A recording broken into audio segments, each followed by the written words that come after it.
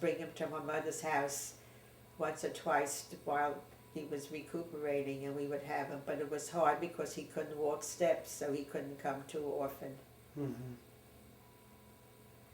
And I'm trying to remember when he came home. So my dad was Was an infant. yeah.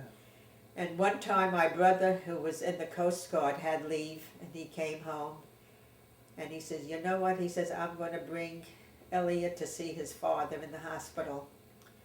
So he volunteered to carry him from the subway to the boat to the bus, and he carried him all the way there. And then we got there. Daddy was amazed to see his little boy was a big baby. Hmm. And we had him in the bed with him for a while, and then we left.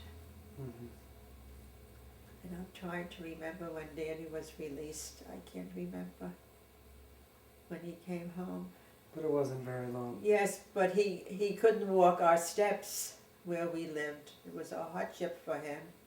And he had to be in a veterans hospital quite often. So the government suggested that we go to an area that was being built up near a veterans hospital in Long Island. But we didn't do that until he was organized. He was able to work for a while. Mm-hmm. And he worked for an aunt of mine who had a wholesale pharmaceutical place where they used to sell merchandise to the drugstores.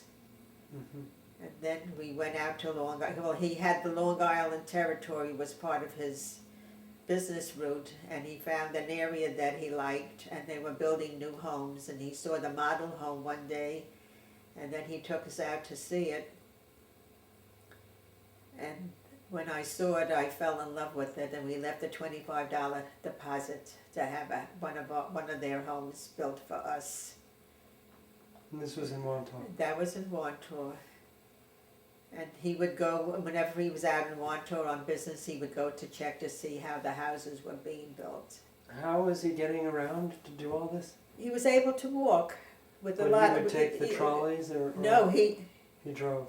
the company that he'd worked for, my aunt, they had a car that they let him drive. Okay. And then one summer we rented a place at the beach by ourselves without my parents. And one day, Elliot must have been about 3 or 4 years old, I think, at the time, I don't remember. And he told the kids to go out to see his new car that he bought. And Ellie went out, and what was the name of the car that Patty said there was Plymouth? No, the car that he thought was ours. Oh, Buick. Oh, Buick was outside, and he thought the Buick was the car that Daddy bought, but he couldn't afford a Buick at that time. And he was stunned because that wasn't the car that his daddy bought. It was the Plymouth that was alongside of it. Mm-hmm. And we used to go to the beach. My parents would rent a bungalow, and then we would go to the beach every summer because it was a hardship living in a third-story walk-up until we bought the house on Long Island, and then we never went to the beach again because we were close to the beach. Mm-hmm. We were in Jones Beach, which was about 10 or 15 minutes from our house. Right. And in Wantagh, the children grew up. Mm-hmm. All right. So tell us And how then I you became- eventually got into the And then Cross and Bick. I'm just saying,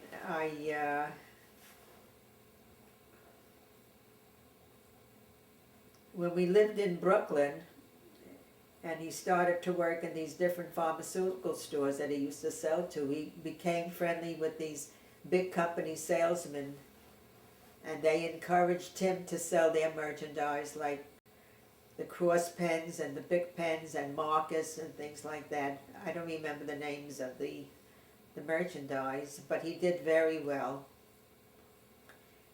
And when we moved to Long Island, the merchandise that he sold was delivered to our home.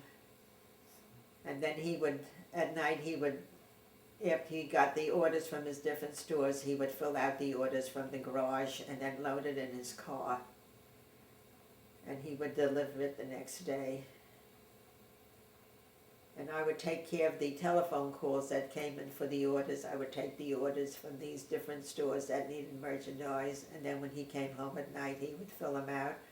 Or he would go to the stores and, sell them new things that came in, new style things. And he did very well, and he was very happy doing that. And the children were growing older, and I became pregnant with Bonnie, my youngest daughter. And one weekend, the month that I was due, we were visiting my parents. I don't know what holiday it was. And while I was there, I had to go to the hospital. And my brother and his wife were in for the hospital they lived in Virginia, I think, at that time, Sydney and Ronnie. And they went back, they took Patty and Elliot back to Long Island, and I stayed in Brooklyn where my parents lived, and I had the baby at the same hospital they had my other two children. And then at the end of the week, I was taken home to Long Island where everything was organized and settled for the new baby, the crib. She had her own room living in Brooklyn. I only had one bedroom with two children. And when they got a little older and Elliot got out of the crib, we got a folding cot that he slept in the living room, and Patty slept on the couch. And then when Daddy came back from the service, the TV came into effect. So we had the TV in the living room, but at night they would both go to sleep in the bedroom. They would sleep in my bed. And then once when we went to bed, we would carry the children over into the living room, into their sleeping quarters. But they used to sneak the door open to hear the TV at night. But there weren't very many programs at that time when it first started. So we used to go to bed early. And then Long Island was good. The kids were brought up there.